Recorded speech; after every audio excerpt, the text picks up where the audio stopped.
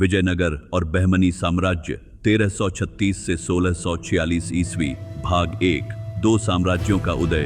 दोस्तों, भारत का इतिहास तलवारों, संघर्षों और संस्कृति की अद्भुत कहानियों से भरा है और 14वीं शताब्दी का दक्षिण भारत इसका सबसे चमकदार अध्याय है। एक तरफ बहमनी सल्तनत, जिसने 1347 ईस्वी में दिल्ली सल्तनत से अलग होकर गुलबर्गा में अपनी राजधानी बनाई, और दूसरी तरफ विजयनगर साम्राज्य, जिसकी नींव 1336 ईस्वी में हरिहर और बुक्का राय ने हम्पी में रखी। बहमनी सुल्तानों ने फारसी स्थापत्य, इस्लामी संस्कृति और सैन्य ताकत से अपने राज्य को खड़ा किया। वहीं विजयनगर केवल एक साम्राज्य नहीं था, बल्कि वह था भारतीय संस्कृति का किला, जो विदेशी आक्रमणों से अपनी परंपरा की रक्षा कर रहा था। कल्पना कीजिए उस समय की गुलबर्गा और बीदर की मस्जिदों से आती अजान की आवाज, और उसी समय हम्पी के विशाल मंदिरों में गूंजती घंटियों की धुन। यह केवल राजनीति नहीं थी, यह था संस्कृतियों का टकराव और सहअस्तित्व, और यही टकराव धीरे धीरे बदलने वाला था पूरे दक्षिण भारत की तकदीर। अगर आपको इतिहास की यह यात्रा पसंद आ रही है तो अभी लाइक कीजिए और चैनल को सब्सक्राइब कर लीजिए, ताकि हम आपको और भी अद्भुत कहानियां ला सकें। भाग 2। संघर्ष और प्रतिरोध। 14वीं और 15वीं शताब्दी का हर दशक इन दोनों शक्तियों के बीच युद्ध का गवाह बना।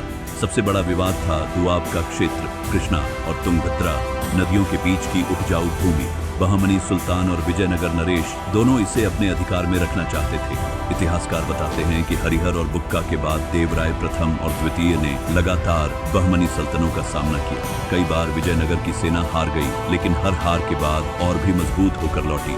दूसरी तरफ बहमनी सल्तनत भी किसी कीमत पर विजयनगर को दक्षिण भारत का हिंदू साम्राज्य बनने नहीं देना चाहती थी। युद्ध केवल तलवारों का नहीं था, बल्कि यह था धर्म और संस्कृति का प्रतीकात्मक युद्ध। एक तरफ मंदिर निर्माण, भक्ति आंदोलन और कला का उत्कर्ष, दूसरी ओर मस्जिदें, फारसी साहित्य और संगीत। दोस्तों, आप सोचिए, यह दोनों साम्राज्य अगर एक दूसरे से न लड़कर मिलकर काम करते तो शायद दक्षिण भारत का स्वरूप और भी भव्य होता। लेकिन इतिहास वही है जिसमें संघर्ष से नई दिशा निकलती है। अगर आपको लगता है कि ऐसे युद्धों ने भारत की संस्कृति को और भी मजबूत बनाया, तो वीडियो को शेयर जरूर कीजिए। भाग 3। स्वर्णकाल, कृष्णदेवराय और हम्पी। अब इस कहानी का सबसे शानदार अध्याय आता है 16वीं शताब्दी और विजयनगर का स्वर्ण युग। और इस स्वर्ण युग का सबसे बड़ा नायक था कृष्णदेवराय। 1509 से 1529 ईस्वी।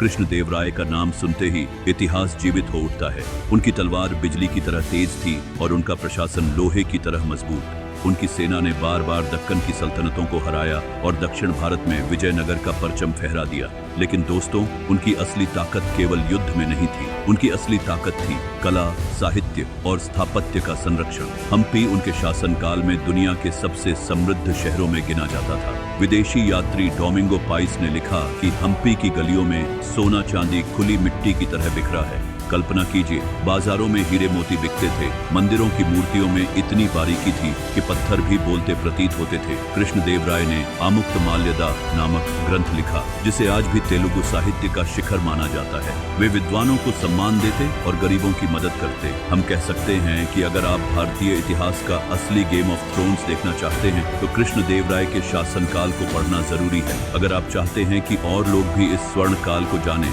तो वीडियो को लाइक और कमेंट करना मत भूलिए।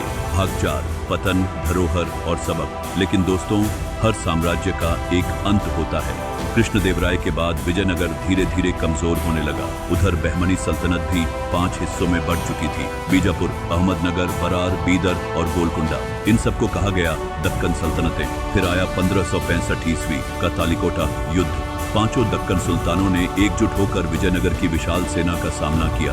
शुरू में विजय का झंडा विजयनगर के पास था, लेकिन विश्वासघात और रणनीतिक भूलों ने सब कुछ बदल दिया। विजयनगर की सेना हार गई और हम्पी का वह स्वर्णलोक राख में बदल गया। हम्पी को लूटा गया, मंदिर तोड़े गए और वह शहर, जो कभी दुनिया का सबसे अमीर शहर कहा जाता था, वीरान हो गया। आज आप अगर हम्पी के खंडहर देखते हैं तो वह केवल पत्थर नहीं, बल्कि गवाह है संस्कृति की अजेय आत्मा के।